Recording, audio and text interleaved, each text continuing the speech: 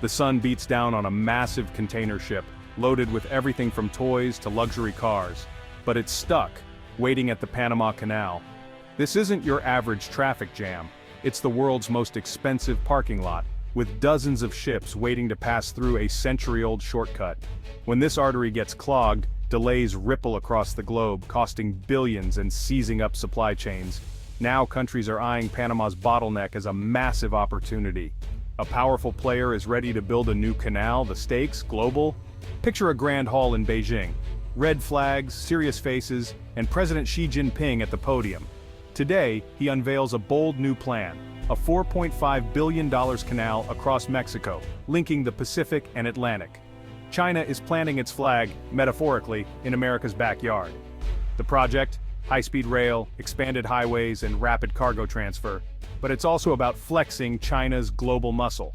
China isn't just building infrastructure, it's redrawing the map of global power.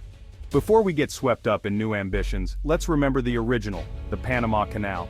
For over a century, this 51-mile waterway has been the champion of maritime shortcuts, slashing travel times and costs for global trade. Built by the US in 1914, it turned a 13,000-mile journey into just over 5,000. The canal's locks lift ships over Panama's hills using vast amounts of fresh water, a process now threatened by drought. Panama invested billions to expand the canal for megaships, but climate change and surging demand are straining its limits. Recent water shortages have forced daily ship limits, creating the infamous traffic jams.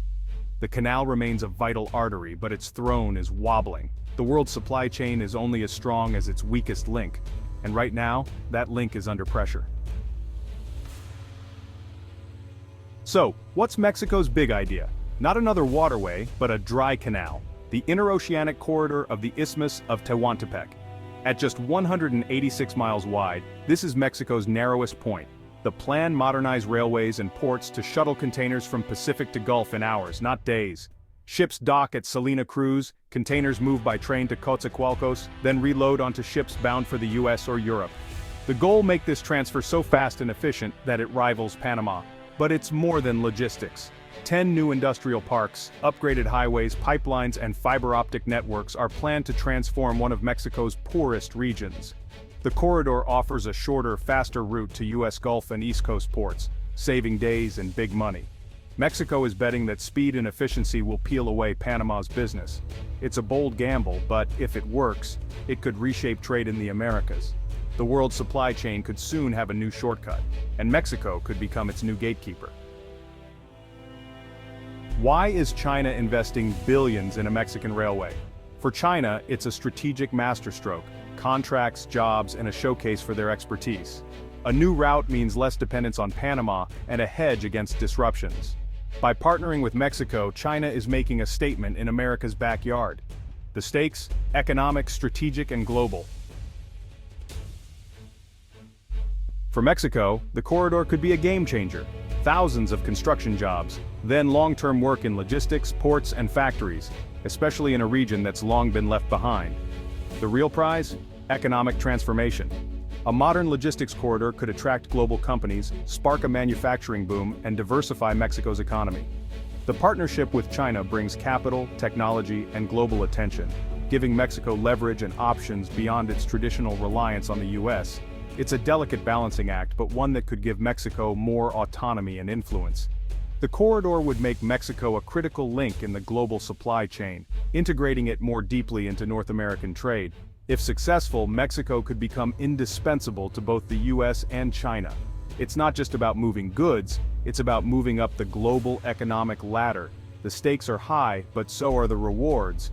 For Mexico, this is a chance to rewrite its economic future, and the world is watching. But mega projects are never simple. The Tehuantepec corridor faces big hurdles. Environmental groups warn of deforestation and habitat loss as the route cuts through sensitive ecosystems. Indigenous communities fear displacement and broken promises, raising the risk of protests and legal battles. Security is a constant threat. Organized crime could target the corridor for extortion or smuggling. Any major incident could scare off investors and disrupt operations. And then there's Panama. The canal won't give up its crown easily. It'll fight back with discounts and better service. Mexico's dry canal must prove it's not just faster, but also reliable and secure. Winning the trust of the global shipping industry won't be easy. The battle for cargo will be fierce.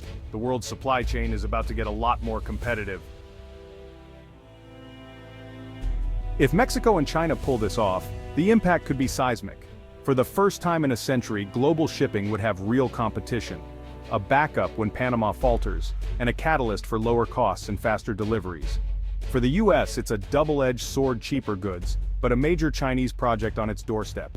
The corridor could redefine Mexico's economy, making it a key player between two superpowers, but it also puts Mexico in the crosshairs of US-China rivalry, demanding diplomatic finesse. The Tehuantepec corridor is more than a railway. It's a symbol of a shifting world. Emerging economies are forging new partnerships, China is challenging the old order, and the map of global power is being redrawn. Ships waiting at Panama, trains racing across Mexico, this is the new face of global trade. Will the corridor be a bridge to prosperity, or a new front in global competition? The answer isn't clear yet, but one thing is certain: the world is watching. And the next chapter of global trade is about to be written.